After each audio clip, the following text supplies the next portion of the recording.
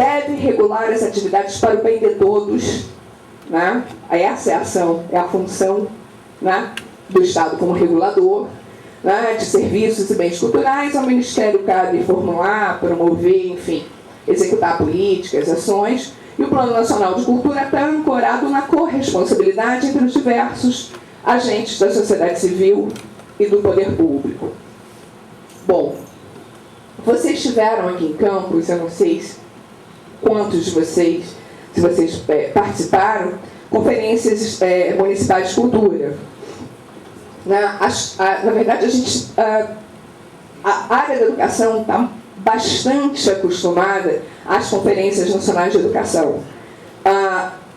Antes menos democráticas, mais fechadas na própria comunidade escolar, mas, enfim, cada vez num processo mais aberto ao conjunto da sociedade. E na cultura, a nossa primeira Conferência Nacional de Cultura foi em 2005. Foi um enorme esforço do Ministério da Cultura. A maioria dos estados e dos municípios nunca havia parado para pensar efetivamente a cultura na chave da política pública. Era sempre uma ação. Você tinha a Secretaria de Cultura, às vezes tinha departamento, às vezes tinha, mas era um lugar que era quase assim: preciso fazer uma festa, a gente chama a Secretaria de Cultura, assim, porque ela faz. Agora, assim, tá, a verba que ela tem é para a festa da padroeira, a verba que ela tem é para o carnaval, e acabou. E o resto do ano você não tem mais, você não opera, você não tem mais, você não tem escola de arte, você não tem ação de formação, nem de estímulo, nem de apoio a grupo, enfim. Essa ainda é a realidade de boa parte dos municípios brasileiros. Mas, enfim, foi uma primeira conversa, foi uma primeira vez que o governo federal, que o Ministério se aproxima de uma série de municípios. Eu tive o prazer, na verdade, a satisfação de participar das macroconferências. Nessa primeira, a gente fez macroconferências regionais. Então, enfim, de ir a todas as regiões do país conversar com pessoas que nem sabiam que o Ministério da Cultura existia. Assim, as pessoas diziam: mas eu nem sabia. O que faz o Ministério? Para que serve? O que fazem essas pessoas? Enfim. E para pensar que cultura era direito, para discutir que cultura era direito, que eles podiam pensar, que eles podiam reivindicar, que eles deviam garantir espaços nas políticas públicas. E a gente teve esse resultado entre 2005 e 2010. O número de municípios mais que dobrou. Todos os estados na segunda conferência fizeram conferências estaduais. A gente teve um número enorme de pessoas participando, mas mais do que isso, a gente teve uma qualificação nas propostas e nas discussões sobre o lugar da cultura nas políticas públicas. Eu acho que esse que é o grande ganho. O ganho não é numérico. Não basta você ter crescido o número de participação se você crescer quantitativamente, se você não crescer qualitativamente. Se isso não voltar e não tiver, na verdade, um efeito efetivo na vida das pessoas. Por exemplo, eu sei por alguns estudos que as proposições, as discussões da Conferência de Cultura aqui em Campos não resultaram em ações efetivas, como não resultaram numa série dos outros municípios. A gente vai a Angra dos Reis, Angra está na 6ª Conferência de Cultura, a gente fala: cara, que processo bacana, né? Não adianta, as discussões da conferência, a secretaria não implementa.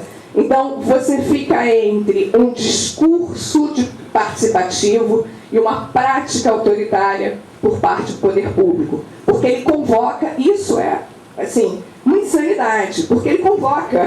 Não, é insano, porque ele não convocou só para fazer quórum nacional, ele convocou 6 vezes. Ele convocou 6 anos em 10 anos.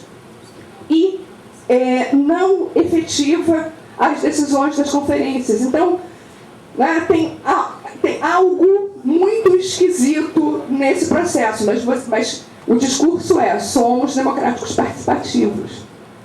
Eu tenho documentos que provam que eu ouço. Se eu efetivo, que as pessoas me dizem que é para efetivar, é uma outra história. Então, enfim, mas processo participativo é aprendizagem. a gente não pode esquecer que a gente teve lá um quarto de século de ditadura militar, enfim, então, de práticas, a gente tem um histórico de práticas patrimonialistas de apropriação do Estado em relação às pessoas. Então, enfim, né, assim, a gente aposta nos mais jovens para a gente não ouvir isso daqui a 40 anos, né, ou que alguma coisa tenha mudado. Bom, a gente está em pleno processo de discussão do Sistema Nacional de Cultura. Ele passou em votação em primeira instância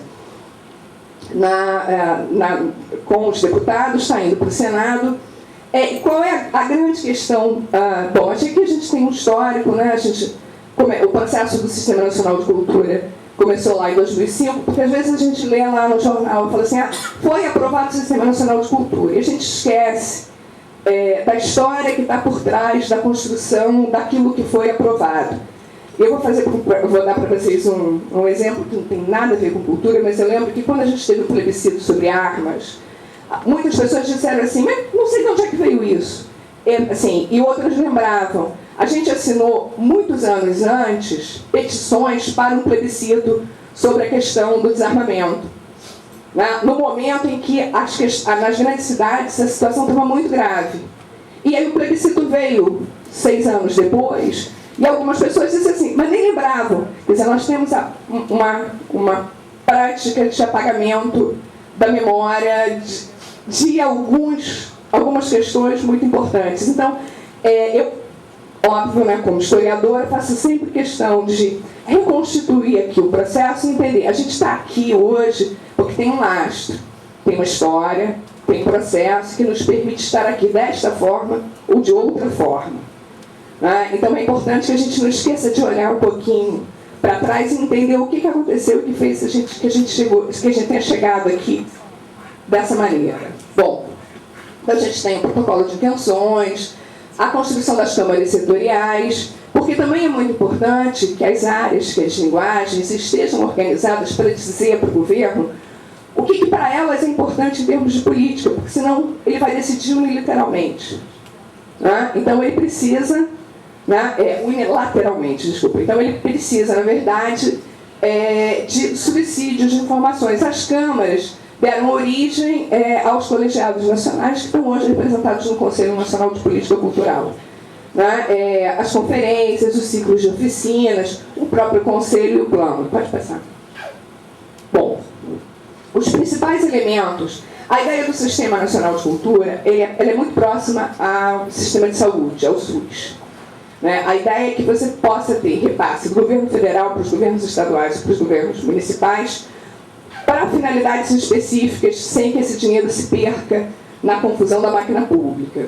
Porque, em geral, às vezes a gente tem repasse, você diz que o orçamento precisa ser tanto. Quando a gente olha, eu costumo brincar que existem alguns orçamentos que são verdadeiras peças de ficção. Você olha o orçamento do começo do ano e tinha uma coisa super bacana prevista para a cultura, não sei o quê. Quando você vai olhar lá no executado, ele foi cortado, ele foi cortado, ele foi cortado, e no executado ele desapareceu. Então, são verdadeiras peças de ficção. Você olha e fala assim, foi bacana. Aí você vai olhar o resultado. Ele não existe. Então, a ideia é que esta área se estruture mais, deixe de ser a tal da cereja do bolo, alguma coisa que você ativa só quando você precisa. Então, que os municípios, os estados tenham um órgão gestor de cultura, que tenham um conselho de política cultural. Esse conselho tem que ser minimamente paritário, mas ele tem que ser... O paritário não significa que quem é da sociedade civil seja escolhido e indicado pelo prefeito, pelo governador ou pelo ministro. Ele deve vir da base. Porque senão é um paritário, tem representação da sociedade civil, mas muito restrita. Que os municípios e os estados tenham fundo de cultura, porque o repasse entre recursos se faz pelos fundos, então de fundo a fundo, do Fundo Nacional de Cultura, para o Fundo Estadual de Cultura e para o Fundo Municipal de Cultura. No caso do governo federal, você tem a comissão intergestores dos outros níveis, que se crie um programa de formação na área de cultura. prioridade 0 é para a formação de gestores, porque os gestores públicos de áreas diversas, mas na cultura, têm uma enorme dificuldade de trabalhar com as regras dos recursos públicos. Então, muitas vezes, os municípios não fazem porque não sabem como fazer, não acessam porque não sabem como acessar. Isso é complexo. Parece para a gente, não devia ser assim. Pois é, mas é. Né? Então, você precisa de formação de pessoal na área direta, mas na formação de gestor público. Um sistema de formações e indicadores culturais. Acho que um outro exemplo super interessante que a gente pode ter da importância das informações, primeiro que é o seguinte: para a gente gerir, gestar, gerenciar, administrar, seja lá a palavra que a gente queira usar, alguma coisa, a gente precisa conhecer. Se a gente não conhece, se a gente não sabe o que se faz, se a gente não tem uma ideia do que acontece ali, em geral a gente vai trabalhar com a intuição, enfim, mas a possibilidade de acertos percentualmente é bastante menor do que se a gente conhece bem a realidade sobre a qual a gente trabalha, e aí a gente vai poder planejar, porque a política pública deve ser planejada, a gente vai poder planejar com uma segurança maior. Então, o sistema de informações é fundamental. Eu lembro que talvez há uns 3 ou 4 anos atrás, o governo do Estado do Rio de Janeiro, acho que há uns 3 anos, lançou o primeiro edital de circulação de teatro. O governo do Estado não tinha a mínima ideia do número de teatros que tinha no interior, nem da possibilidade, nem, enfim, se eles existiam eram só casquinhas, se eles tinham luz, se eles tinham som, e foi um caos, foi uma enorme confusão, porque as pessoas propuseram circulação para municípios que não tinham teatro, que o teatro não tinha condições, enfim. Foi o caos do caos, porque o governo do Estado também não se preocupou, ele não tinha essa informação, ele não mapeou. Esse edital evoluiu e o pessoal me disse que no edital, no último, já tinha a relação dos municípios que têm teatro. Isso não significa que o município vai te dar pauta. Aí é uma outra história, enfim. Mas você vai aperfeiçoando, você avalia o que deu errado, porque é assim que se faz política. Fala aí, cometemos a gafe. Então vamos conhecer, vamos entender, vamos aprimorar o próximo edital e vamos qualificando a cada novo edital. Política pública é isso. Eu quero fazer uma política de circulação de longo prazo, eu quero desconcentrar a produção, eu quero fazer com que ela circule, eu tenho produção montada que não tem espaço, que não tem pauta, enfim. E essa é uma ação de política. E que o sistema de informações facilitaria e muito se a gente tivesse, por exemplo, os estados declarando, os municípios declarando não só se tinha um teatro, mas se tem luz, se tem som, qual a capacidade, enfim, tipo de palco. Imagina que maravilha, né? Se pudesse lá acessar e falar, legal, aqui ó, esse teatro tem um palco italiano, tem fosso, tem não sei o quê, não, esse tem um teatro de arena, não, ó, aqui eu tenho um teatro, tem uma área pública, enfim. Esse seria o lugar dos sonhos. Não só para o poder público, mas também para as pessoas da área, para os realizadores, para os diretores, quando você vai pensar na sua ação, quando você vai propor para um fundo, quando você vai propor para um edital qualquer, ou quando você vai se aventurar. Porque eu também conheço amigos que falam, a gente colocou tudo no carro e foi. E foi buscar espaço. Hoje, cada vez mais, o empreendimento aventura é menor, mas ainda tem os malucos, entendeu? Então, se você souber, é mais bacana, né? Bom, sistemas setoriais de cultura, planos de cultura e conferências, porque a ideia é que tudo seja partilhado e discutido com a sociedade civil. Bom, o Conselho de Política Cultural, a ideia é que a gente tenha, em todos os níveis, a gente tem o Conselho Nacional de Políticas Culturais, que está sendo agora, parte das cadeiras estão sendo renovadas, uma parte foi renovada na Conferência Nacional de Cultura, que tem 50% dos representantes da sociedade civil, eleitos democraticamente, e o Conselho, na lei, ele integra a estrutura básica da administração pública, ou seja, todas as decisões, o orçamento e as decisões e ações importantes passam pelo Conselho. elas precisam ser discutidas no Conselho.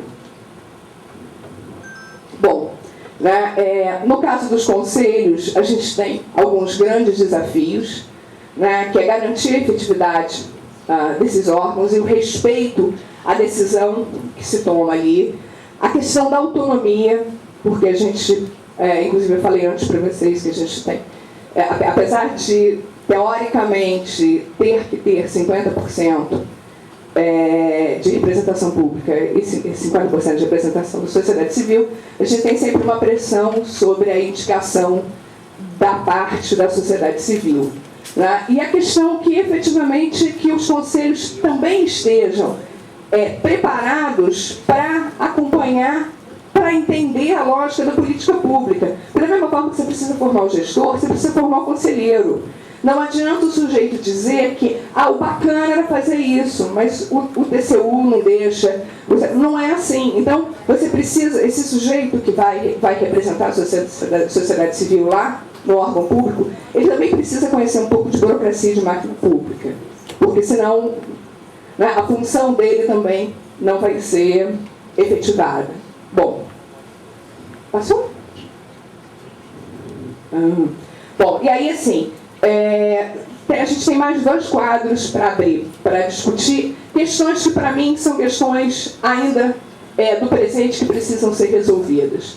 A questão da defesa da diversidade como elemento fundamental da continuidade da existência das próprias sociedades. No nosso caso, falar de diversidade é efetivamente respeitar o outro, respeitar o diferente, deshierarquizar as nossas práticas. A questão da garantia e da defesa dos produtos do mercado cultural. Existem produtos, os produtos culturais têm mercado, não são todos os produtos culturais que são de mercado.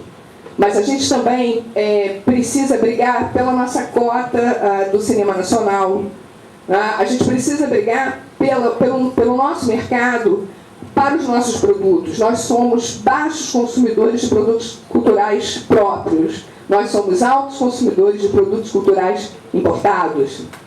Na nossa televisão aberta, não chega a 10% da programação fílmica, né, do audiovisual de programação nacional. Essa programação é comprada e consumida. No campo da música a gente melhorou bastante, mas da literatura, acho que a gente precisa cada vez mais fortalecer. Na teatrologia, no conjunto, assim, existe mercado, e a gente precisa pensar neste mercado cultural, nesse mercado dos produtos culturais. Bom, a questão, o grande desafio do tratamento das manifestações culturais como parte do patrimônio, então elas precisam ser respeitadas, elas pertencem e precisam ser mantidas, elas pertencem à comunidade, pertencem a um determinado grupo, a uma localidade, a uma nação. A integração das ações entre secretarias, enfim, sejam elas federais, municipais ou estaduais, o intercâmbio, na verdade, a discussão e a efetividade das comissões interministeriais que existem, mas que são pouco operantes. Efetivamente, o diálogo entre a cultura e a educação é fundamental. A separação entre 2 ministérios ela é uma separação necessária, porque a educação, dada a urgência e o volume de ações, ela absorve a cultura quando a cultura esteve dentro do Ministério, mas isso não significa que os ministérios têm que trabalhar de costas. Né? Reproduzir ações, inclusive, na semana passada eu tive a notícia de que nessas ações que o Ministério da Educação está fazendo sobre o Mais Educação, que vai ter um Mais Cultura dentro do Mais Educação, porque a ação do segundo turno é uma ação muito de atividades culturais. A grande questão é assim, que conceito de atividade cultural? Quando você fala assim, é fundamental o retorno do ensino da música, das artes, tá? Que conceito de música? Que conceito de arte? Se você levar... eu tive música. eu conheço, eu sei o que é uma pauta, eu conheço as notas, eu conheço as claves. E só. Eu fui fazer canto coral, fui tocar canto depois, muito depois, não naquilo que eu aprendi na escola. Então, quando a gente está falando de ensino de artes, quando a gente está falando de ensino de linguagens, a gente tem que pensar nas especificidades. Que ensino de linguagem é esse? Não é qualquer ensino, não é um ensino de história da arte, não é, porque senão a gente continua no mesmo lugar. Né? A entrada da disciplina não traz absolutamente nenhuma diferença e não provoca nenhuma mudança. Então, essas questões são fundamentais e precisam ser discutidas, partilhadas, enfim. Né? É a questão do reconhecimento dos meios de comunicação como veículos de circulação cultural. Hoje, na verdade, a gente levou muito tempo para olhar para a televisão como algo, como um veículo de transmissão cultural, e a gente sabe que as pessoas se formam e formam gerações através da televisão. A gente tem uma segunda, uma terceira geração formada através da televisão, e a gente tem que brigar com relação para qualificar esse conteúdo, mas não é fazer programas caretas educativos, também não é isso, senão a gente também não aproxima, a gente afasta. Então, assim, pensar criativamente o fazer cultural, abrir para a diversidade, não ter um único falar brasileiro. Né? Qual é o falar brasileiro? O falar que está nas novelas e que vem do núcleo de produção do Rio. Né? Qual é o falar, a forma, a postura de informar nos noticiários? É a postura de São Paulo, porque o núcleo de produção de informação está em São Paulo. Não é isso. Nós temos vários falares, vários horários, várias formas de abordagem. Eu acho que essa diversidade precisa estar lá e aqui. Na verdade, as outras regiões não podem só receber o que nós produzimos, mas nós também não podemos não receber o que eles produzem. Né? Porque, na melhor das hipóteses, quando você cumpre a cota da região, ela fica lá. E a nossa vai para o país inteiro. Né? Do eixo Rio-São Paulo. Então, acho que a gente precisa discutir mais e pensar realmente, né, os veículos, os meios de comunicação como importantes veículos de transmissão cultural. Pode passar. E como questões do futuro, pensar, né, transformar esse complexo de ações que foram implementadas nesta última década para as próximas décadas. A gente tem uma triste tradição de descontinuidade de ações e de políticas, que nós nos deparamos do micro ao macro. Então, é um trabalho de dar efetividade ao que foi feito, senão a gente avança e daqui a pouco a gente faz um intervalo e volta quase que para o zero. Né? Eu acho que a gente precisa parar de desperdiçar recursos. E são recursos públicos, nós pagamos por isso. Né? A criação efetiva do Sistema Nacional de Cultura, a criação efetiva do Sistema Nacional de Informações Culturais, informações são fundamentais. E a questão da garantia de formas diversificadas para as atividades culturais. As leis de incentivo são importantes também, mas não devem ser só. Né? Então, o que a gente efetivamente precisa é ter modelos diversificados para atender demandas diversificadas. Pode passar mais um?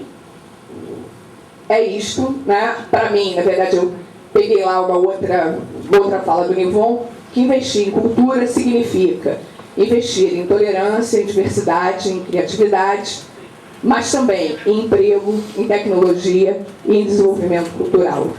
E agora a gente abre para a conversa. Obrigada.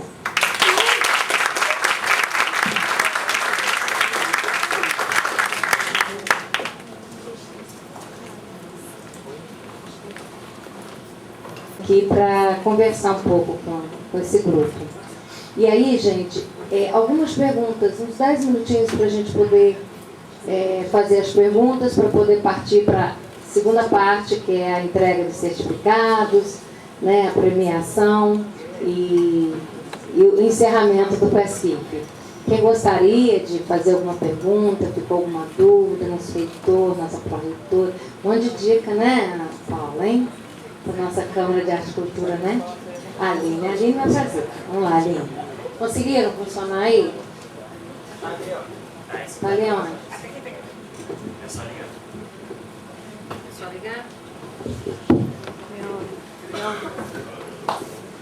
Lia, como é que você vê a importância para a gente interiorizar a cultura, da gente trazer cursos, né, de formar aqui dentro da escola na área cultural? E assim, se você julga importante uma formação mais abrangente, um curso superior, né, na questão da gestão da produção cultural, ou cursos mais breves de extensão, né, mas de certa forma que a gente possa estar formando aqui pessoas que pensem a cultura. Como é que você vê isso? Bom, na verdade, assim, quando a gente pensa em formação em cultura, nós temos vários níveis, né? Nós precisamos de técnicos muito imediatos, que são os técnicos de som, que são os técnicos de luz, né? Se a gente pensar a área da cultura, ela demanda um conjunto de conhecimentos. Quando a gente olha um mega espetáculo, um mega palco, aí tem um sem número de conhecimentos. Eu estava até conversando com as meninas, assim, tem os conhecimentos de física, tem os conhecimentos, porque eles são a questão da luz, da ótica, é fundamental, tem cinética, porque tem movimento, né? É muito mais do que as pessoas imaginam. Não, é uma área muito simples, não, é uma área muito complexa e que requer conhecimentos e que existe um campo para profissionais serem ultra qualificados. Então a gente tem as áreas que são técnicas, que é o cara da cenografia, que vai trabalhar para teatro e balé, que é o cara da indumentária, enfim, você tem essas áreas, mas você tem, aí você passa para um outro patamar, que é o sujeito da produção, que é alguém que tem que conhecer, porque ele vai contratar o serviço, então ele tem que conhecer os serviços, ele tem que ter uma formação mais ampla, ele não pode ser oriundo de um curso rápido. Ele tem que saber, para cada área que ele vai atuar, se ele vai estar atuando na produção de uma pesquisa de um livro, ele tem que conhecer um pouco daquele universo, né, de gramatura de papel, enfim, né, ele precisa ter uma série de conhecimentos, ou ele precisa ter sido formado de maneira, porque a gente não cobre todas as áreas, mas ele precisa ter sido formado de maneira a ter instrumentos para obter as informações necessárias, dependendo da ação que ele esteja fazendo. Então ele tem uma outra dinâmica de formação, né, que o permita, que lhe dê agilidade, iniciativa, capacidade de organização, capacidade de trabalho em grupo, porque você está administrando tudo, você vai do financeiro ao grupo, e aí a gente vai brincar, assim, ainda mais no teatro, os dramas pessoais, né? Desde alguma coisa que chateou ali, até a questão da prestação de contas com o TCU.